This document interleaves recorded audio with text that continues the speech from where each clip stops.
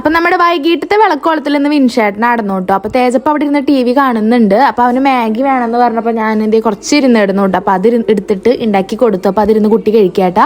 പിന്നെ അതൊക്കെ കഴിഞ്ഞ് നമ്മൾ നേരെ ഒന്ന് കൂറ്റനാട്ടേക്കാട്ടോ പോണത്.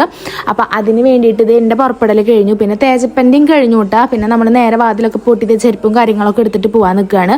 അപ്പൊ എന്തിനാ പോണെന്ന് വെച്ചാൽ എന്റെ കണ്ണൊന്ന് ടെസ്റ്റ് ചെയ്യാൻ വേണ്ടിയിട്ടാണ്. സമയം 7 മണിയൊക്കെ ആയിട്ടുള്ളൂ കേട്ടോ. പക്ഷെ നല്ല ഇരുട്ടായി ഒരു ഫീൽ ആയിരുന്നു കേട്ടോ. അപ്പൊ നമ്മളിതേ കൂറ്റനാടുള്ള ഒരു ഷോപ്പിലേക്കാട്ടാ വന്നത്. പിന്നെ പട്ടാമ്പി ആയിരുന്നു നമ്മൾ ഒരു ഷോപ്പ് നോക്കിയപ്പോൾ ഉള്ളത്. അപ്പോൾ കുറച്ചും കൂടി അടുത്ത് കൂറ്റനാടായതുകൊണ്ട് നമ്മൾ ഇങ്ങോട്ടായിട്ട് പോകുന്നത്. പിന്നെ കുറച്ച് നേരം നമുക്ക് അവിടെ വെയിറ്റ് ചെയ്യേണ്ടി വന്നു. വേറെയും കസ്റ്റമേഴ്സ് ഒക്കെ ഉണ്ടായിരുന്നു കേട്ടോ.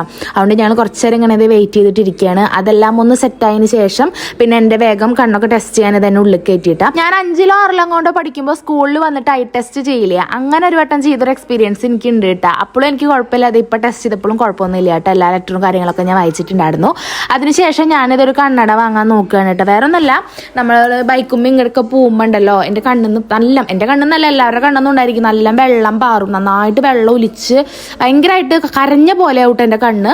അപ്പം ഞാൻ എപ്പോഴും വിൻഷേട്ടൻ്റെ തേജപ്പൻ്റെ ഒക്കെ കൂളിംഗ് ഗ്ലാസ് എന്തെങ്കിലുമൊക്കെ വെക്കുക ചെയ്യാറ്. അപ്പം തൊട്ടേ ഞാൻ വിചാരിക്കാറുണ്ട് ഇങ്ങനത്തെ ഒരു വൈറ്റ് സ്പെക്സ് വാങ്ങണം എന്ന് കേട്ടാ. ഫൈനലി ഞാനത് വാങ്ങിയിട്ടാ.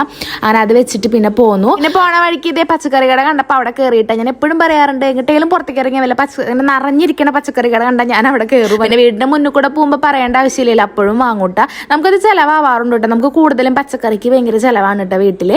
അങ്ങനെ വീട്ടിലെത്തിയിട്ട് വിൻഷേട്ടത്തെ മുട്ടക്കറി ഉണ്ടാക്കട്ടെ. ഞാനും വിൻഷേട്ടനും കിച്ചണിൽ നിൽക്കുന്ന കേട്ടോ. തേജും പിന്നാലെ കൂടി ഉണ്ടിട്ട് അവൻ നിന്നിട്ട് നമ്മുടെ നെയ്യിന്റെ കുപ്പില്ലേ അതിന്റെ എണ്ണ എടുക്കുന്നുണ്ട്. അതിന്റെ ഇടയിൽ എന്തൊരു പ്രാണി പറന്നു പോണേനെ പിടിക്കാനും നോക്കുന്നുണ്ട്.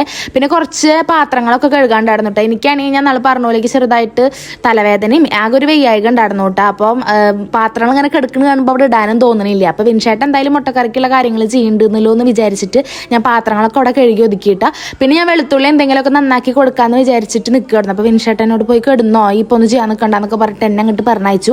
അതുകൊണ്ട് എനിക്ക് മുട്ടക്കറി ഉണ്ടാക്കണ വീഡിയോ ഒന്നും എനിക്ക് എടുക്കാൻ പറ്റിയിട്ടില്ല കേട്ടോ. അത് മുട്ടക്കറി ഉണ്ടാക്കിയതിന് ശേഷം വിൻഷേട്ടൻ ചട്ടി തുടയ്ക്കുമ്പോൾ എന്നെ ഓർമ്മ വന്നപ്പോൾ ഇതൊരു ശകരം കൊടുന്ന് തന്നതാട്ടാ. പക്ഷെ എനിക്ക് ചട്ടി തുടയ്ക്കാനല്ല കേട്ടോ, എനിക്ക് ആ മുട്ടക്കറി കൂട്ടി ചോറിനാണ് തോന്നിയത്. അപ്പോൾ അങ്ങനെ മുട്ടക്കറി ഇതായിരുന്നു കേട്ടോ. നല്ല ടേസ്റ്റ് ഉണ്ടായിരുന്നു. തേജും വിൻഷേട്ടനൊക്കെ വേഗം ചോറുണ്ടായിരുന്നു. ഞാൻ അങ്ങനെ കിടന്ന് ഉറങ്ങിയിട്ടാ. ഇവരുണ്ടാക്കിയതൊന്നും ഞാൻ അറിഞ്ഞിട്ടുണ്ടായിരുന്നില്ലേ.